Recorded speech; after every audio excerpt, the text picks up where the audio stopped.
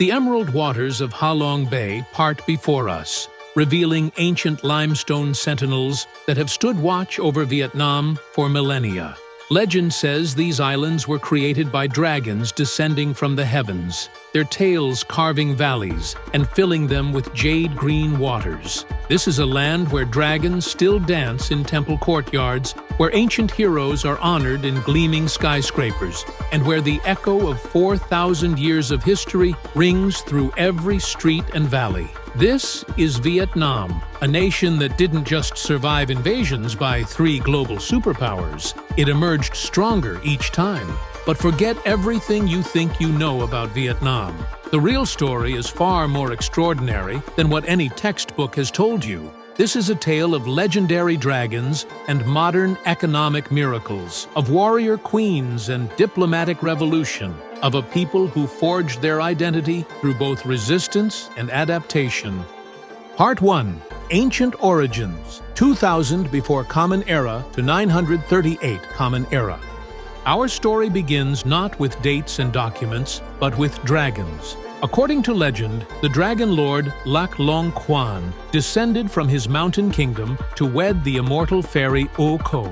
Their union produced 100 eggs, from which hatched the first Vietnamese people. But beyond myth, the first stirrings of Vietnamese civilization emerged in the Red River Delta. Here, the Dong Son culture mastered the art of bronze casting, creating drums that still echo with ancient power. These weren't just musical instruments, they were calendars, history books, and symbols of power, all cast in gleaming bronze. In these fertile deltas, Vietnam's ancient people pioneered intensive rice cultivation. They built their homes on stilts above the flood-prone rivers, developed sophisticated irrigation systems, and created a society that would endure for millennia. But this paradise wouldn't remain undisturbed. In 111 before Common Era, Chinese armies swept south, beginning nearly 1,000 years of domination. Yet this period wasn't simply one of subjugation. It was a complex dance of resistance and adaptation.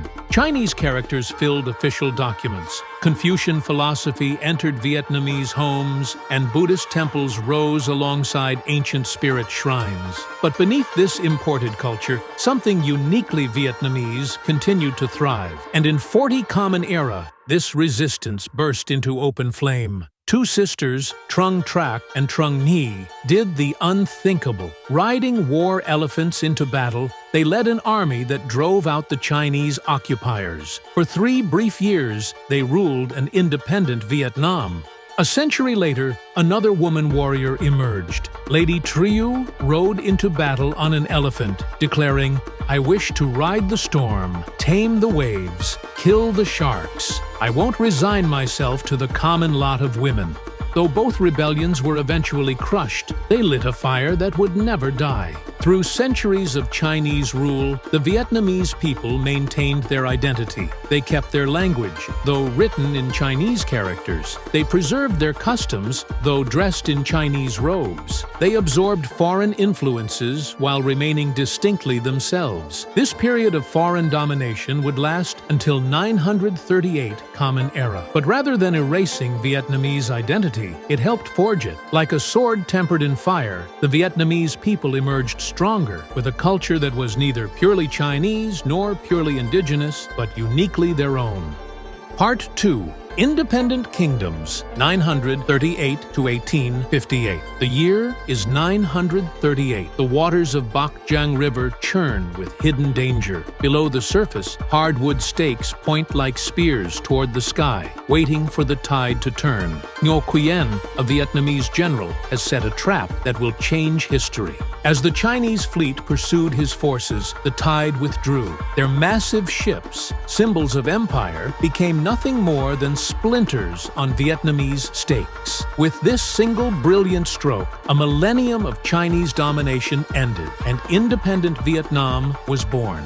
What followed was Vietnam's golden age. Under the Le dynasty, Thung Long, modern-day Hanoi, rose from the Delta Plains. The Temple of Literature, Vietnam's first university, opened its doors in 1070, its courtyards filled with the voices of scholars reciting ancient texts. The one-pillar pagoda emerged from a dream, a lotus flower rising from the earth, symbolizing the purity of Buddhism taking root in Vietnamese soil. But this wasn't just an age of architecture and art. When the Mongol hordes that had conquered China turned their eyes south, Vietnam stood firm. 3 times they came under the mighty Tran dynasty, and 3 times they left in defeat. The same waters that had trapped Chinese ships now swallowed Mongol armies. Under the Lê dynasty, Vietnam began its historic march south. Like a flowing river, Vietnamese civilization gradually moved southward, absorbing new territories and peoples. Rice fields replaced forests. Vietnamese villages sprouted where there had been only wilderness. This expansion created 2 centers of power, the Trinh lords in the north and Nguyen lords in the south. Though technically unified under the Lê emperor, Vietnam had begun a split that would have consequences for centuries to come. Part 3. Colonial Period, 1858 to 1945. The sound of cannon fire shattered the peace of Da Nang Harbor in 1858. French warships, steel-hulled and steam-powered, represented a new kind of threat. This wasn't just another invasion. It was the arrival of a fundamentally different world. French rule transformed Vietnam's landscape. Elegant colonial buildings rose in Hanoi and Saigon. Steam trains cut through ancient jungle. Vast rubber plantations stretched to the horizon. Vietnam was being forcibly dragged into the modern world. But beneath the surface of French civilization, Vietnam simmered. In the countryside, peasants labored under crushing taxes. In the cities, a new class of Vietnamese intellectuals began questioning colonial rule. The dragon was stirring once again. Then came the storm of World War II. Japanese troops marched into Vietnam, keeping the French administration in place, but as mere puppets. For the first time, Asian forces had humbled European colonizers. The myth of white invincibility was shattered. In this chaos, a man named Ho Chi Minh saw his opportunity. On September 2nd, 1945, in Hanoi's Ba Dinh Square, he declared Vietnam's independence, quoting the American Declaration of Independence. But France had other plans, setting the stage for 30 years of war. Part 4. Wars of Independence, 1945 to 1975. The impossible happened at Dien Bien Phu. Vietnamese forces dragged artillery pieces up steep mountains by hand, positioned them above the French fortress, and proceeded to rain down destruction. A European army had been defeated by an Asian force in a pitched battle, but victory brought division. At Geneva, Vietnam was split at the 17th parallel, a temporary measure that would tear the nation apart for 20 years. As France withdrew, America stepped in.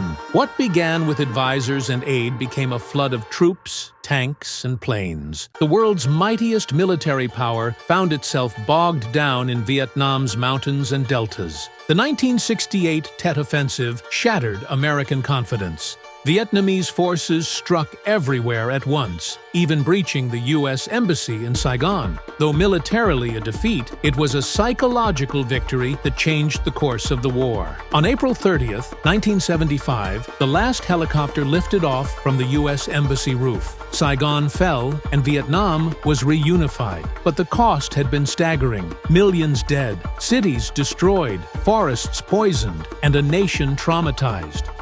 Part 5. Modern Vietnam, 1975 to present.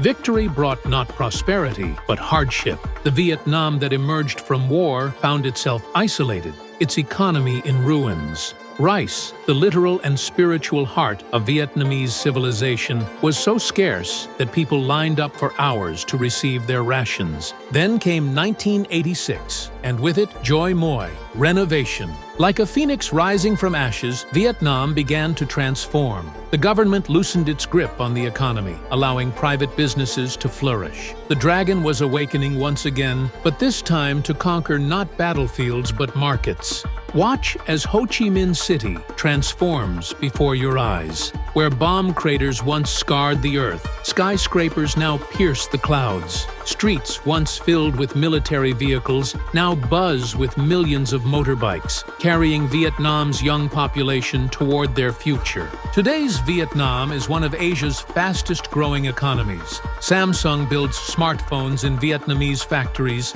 Young Vietnamese programmers code for Silicon Valley companies. The country that once fought off foreign powers now welcomes foreign investment. Yet beneath this modern surge, ancient Vietnam endures. In the shadow of gleaming towers, elderly men still play chess in temple courtyards. Between glass-walled office buildings, women in traditional ao dai tend to ancestral shrines. Street vendors still serve steaming bowls of po from recipes passed down through generations. New highways stretch across the countryside like dragon's veins, carrying goods and people at speeds their ancestors could never have imagined. High-speed trains are under construction, promising to bind this long, narrow country closer together than ever before.